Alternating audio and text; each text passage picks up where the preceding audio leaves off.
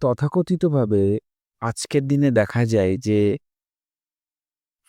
দানা শস্য অর্থাৎ ড্রাই যে খাবারগুলো বিশেষ করে আমাদের আহ, ইন্ডিয়াতে স্পেশালি আমাদের বেঙ্গল বা আসাম, বিহার এই সমস্ত যে এলাকাগুলো রয়েছে সেখানে কিন্তু এই ধরনের দানা শস্য জাতীয় খাবার এর ফুড হ্যাবিট কালচারটা কিন্তু বেড়ে গেছে। একটা বয়মে কিছু আহ, শুষ্ক খাবার বা ড্রাই সিড এটা নাকি প্রোটিন সরবরাহ করে। তো এটা কি অ্যাকচুয়ালি ঠিক না বেঠিক সেই সম্পর্কে আজকে ইন ডিটেলসে আলোচনা করব। প্রথম কথা বলে রাখি যে দেখুন, যে এরিয়াতে বা যে ল্যান্ডে যে ধরনের খাবার পাওয়া যায়, আপনি যদি সেই এলাকার মানুষ হন তাহলে সেটাই হচ্ছে আপনার mother nature food habit culture. কারণ সেই এলাকার ইমিউনিটি সিস্টেম গ্রো করার জন্য নেচার সেই রকমভাবে সেই খাদ্য খাবারগুলো সৃষ্টি করছে। এই জিনিসটাকে কিন্তু কখনো ভুললে চলবে না।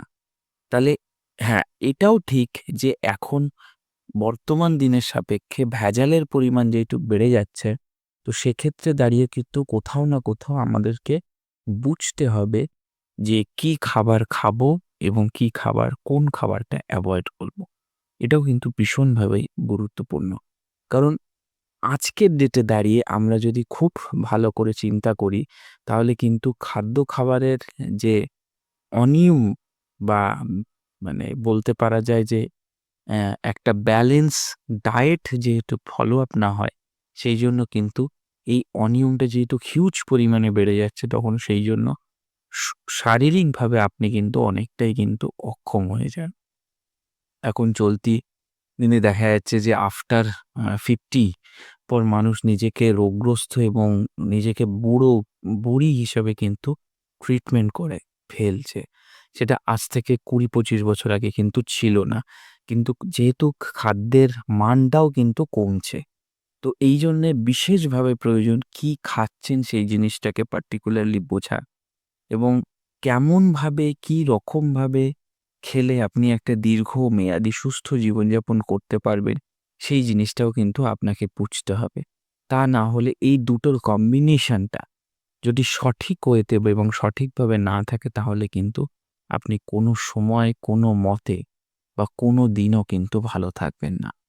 এই জিনিসটাকেও কিন্তু আপনাকে খুব মাইনরিটলি কিন্তু ভাবতে হবে। তো দেখুন, দরকার পড়লে কোনো একজন ফুড বা নিউট্রিশন বা হেলথ এক্সপার্ট যারা আছে তাদের সাথে কথা বলুন।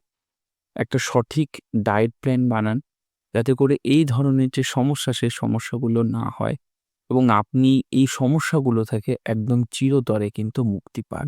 এই জিনিসটাকে ভাবাটাও কিন্তু ভীষণভাবে গুরুত্বপূর্ণ। আদারওয়াইজ আপনি কিন্তু ভালো থাকবেন না এবং সুস্থ থাকবেন না।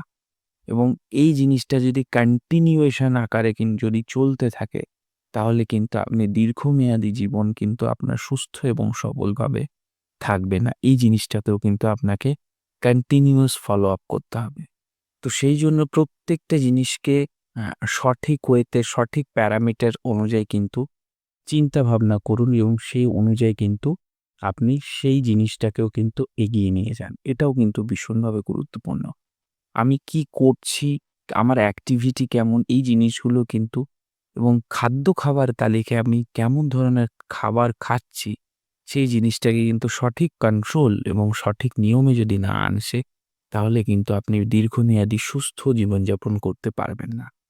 তো এই জিনিসটাকেও কিন্তু আপনি ভাবতে হবে যে নেচার সেই এলাকার জন্য বা সেই এলাকার সমস্ত লিভিং বিং এর জন্য সেই রকমভাবেই প্রোডাকশন এক্সপোজ করে থাকে বা প্রোডাকশন করে থাকে বলা যায়।